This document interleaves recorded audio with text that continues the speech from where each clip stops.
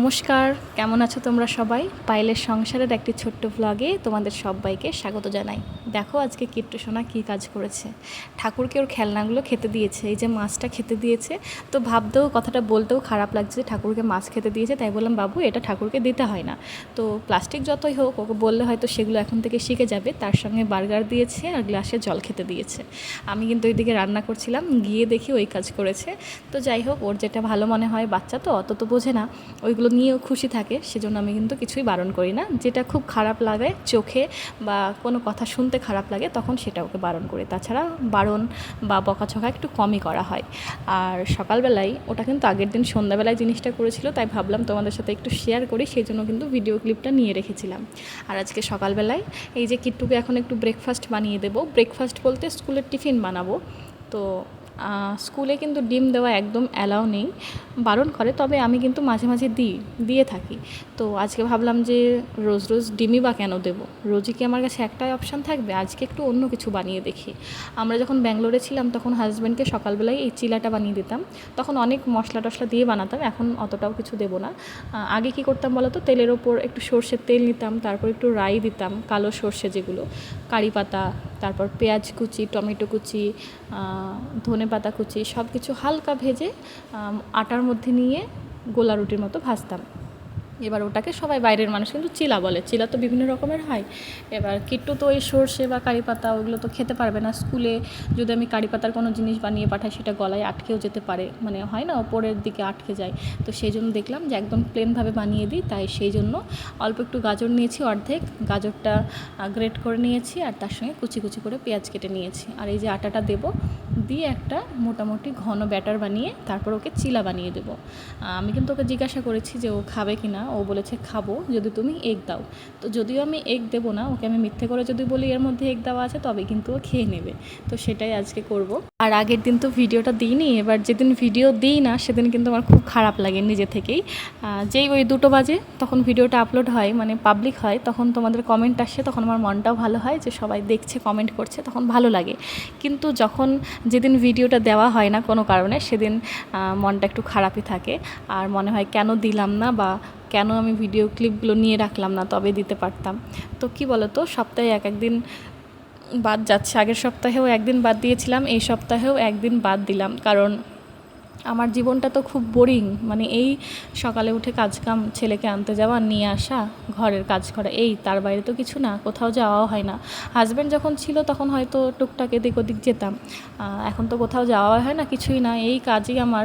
তো জানি না তোমাদের বোরিং লাগে কি না, আমার তো নিজেরই দেখতে বোরিং লাগে। আমার ভিডিও তো আমি কোনোবার দ্বিতীয়বার চালিয়ে দেখি না, কারণ আমি ভাবি যে আমি তো রোজই একই কাজ করি, একই সব জিনিস দেখাই, তাও কেন তোমাদের ভালো লাগে আমি জানি না। তো যাই হোক, আগের দিন যে ভূতের গল্প বলেছিলাম, যে খুব ভয় পেতাম আমি, তোমরা অনেকে কমেন্ট করেছো, আমাকে সাহস জুগিয়েছো, খুব ভালো লাগলো আমার দেখে। তো মানে আমি কিন্তু ভাবতাম যে এরকম আমি একাই আছি, তবে অনেকেই কিন্তু এইরকম ভয়টা পেয়ে থাকে। আর করোনার মধ্যে যে সিচুয়েশানটা আমরা কাটিয়েছি সেটাও তোমাদের সাথে শেয়ার করেছিলাম, সেখানেও আমি অনেক অনেক কমেন্ট পেয়েছি। তো তোমরা অনেকে লাভ স্টোরিটা তো সবাই জানতে চাও। লাভ স্টোরিটা আমি তখনই বলবো যখন আমার চ্যানেলে 10,000 ভিউজ আসবে কোনো ভিডিওতে, ঠিক তারপরের দিনই কিন্তু আমি তোমাদের সাথে লাভ স্টোরিটা শেয়ার করব। তো ভিডিওগুলো বেশি বেশি করে দেখো। আসলে কি হয় বলো তো, আগের দিন ভিডিওটা কেন দিলাম না, কোনো দিন না কোনো কারণ ছাড়াই মনটা খারাপ থাকে। আগের দিন মনটা আমার খুব খারাপ ছিল, কেন যে মন খারাপ করছিল বুঝে উঠতে পারছিলাম না।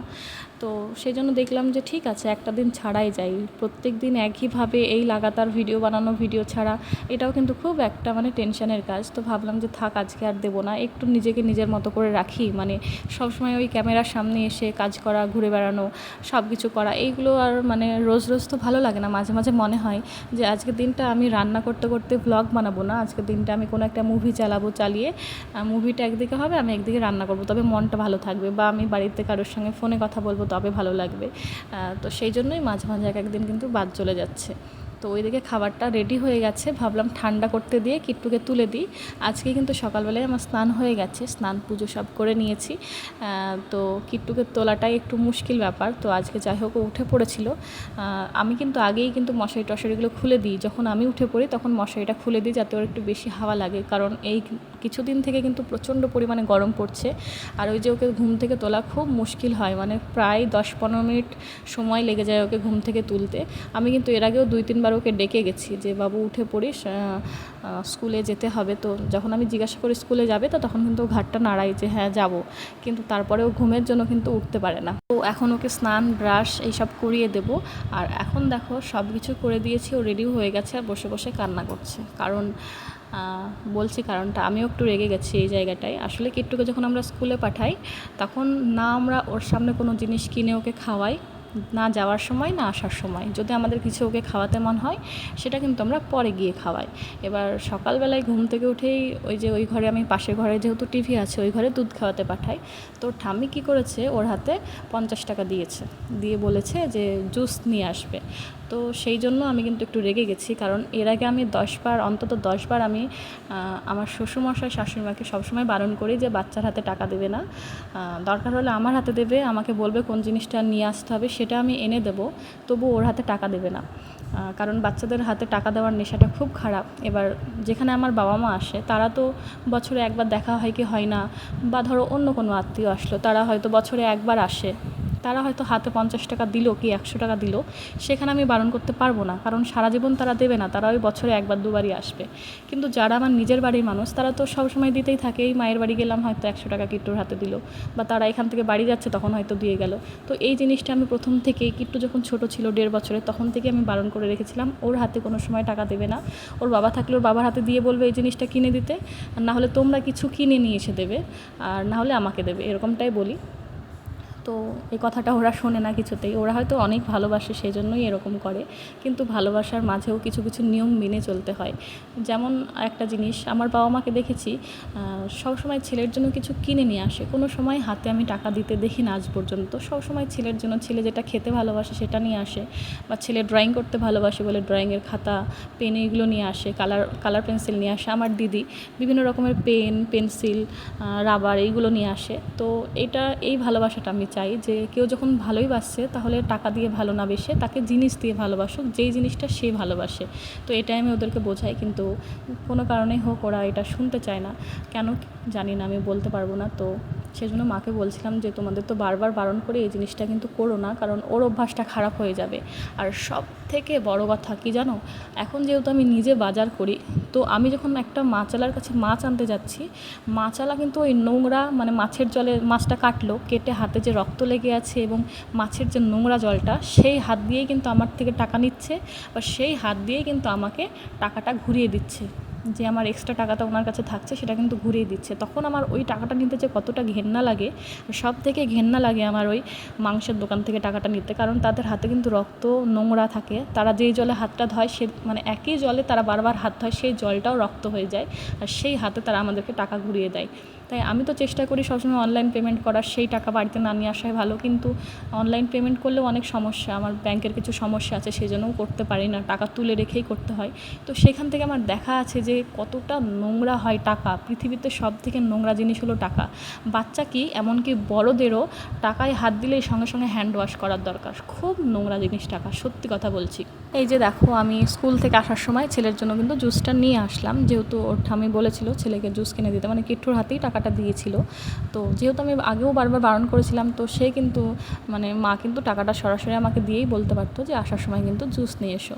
তো সেই জন্য কিট্টু বকা খেলো, ও বকা খেলো, মানে মাকেও একটু বকেছি, তো আমারও খারাপ লাগছিলো পরে।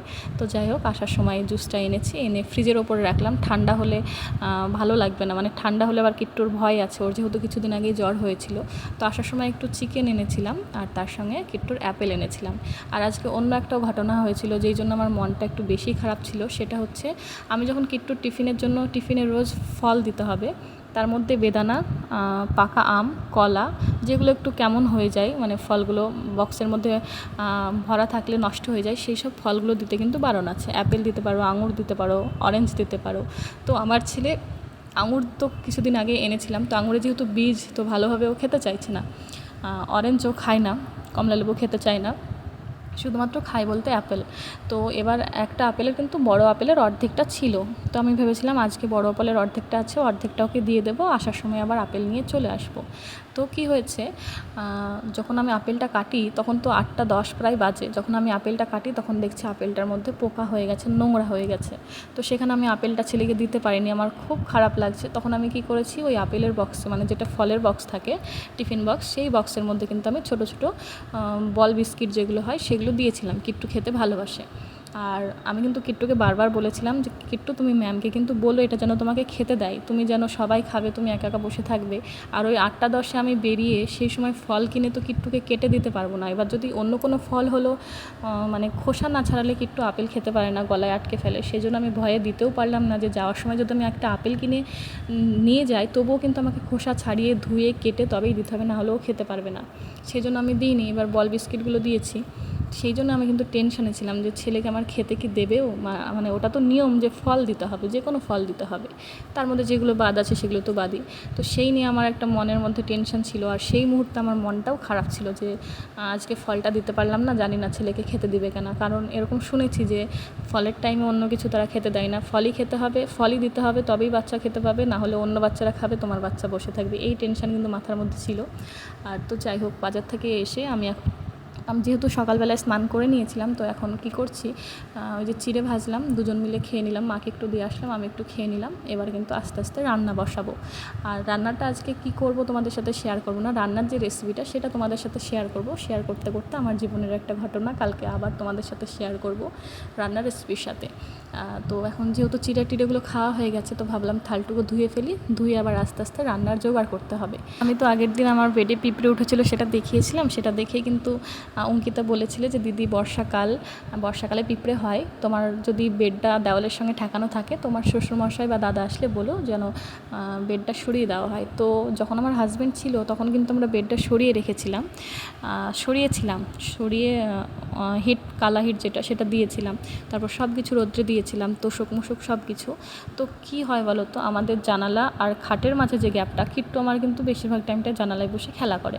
এবার খাট আর জানালার মাঝে যদি আমি গ্যাপ রাখি, অনেক সময় কিট্টু কিন্তু ওর মধ্যে পা ঢুকিয়ে ফেলবে। আর পাটা যদি বাই চান্স ঢুকে যায় খাটের ফাঁকে, তাহলে কিন্তু ওর পাটা ভেঙে যাওয়ার চান্স বেশি, যেহেতু বুঝবে না যে আমার পাটা বাঁকা হয়ে ঢুকেছে কি সোজা হয়ে ঢুকেছে। সেই জন্য মানে হাজব্যান্ডও কিন্তু সেম কথাই বলেছিল যে খাটের মাঝে আর দেওয়ালের সঙ্গে একটু ফাঁকা রাখো, তাহলে দেওয়ালে যদি পিঁপড়ে থাকে তাহলে খাটে আসবে না।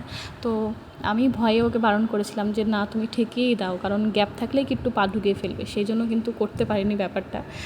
তো এখন একটু কম আছে, সেদিন মানে প্রচণ্ড পরিমাণে কালা হিট গোটা ঘরে ছড়িয়ে দিয়েছিলাম, তারপর থেকে একটু কম আছে।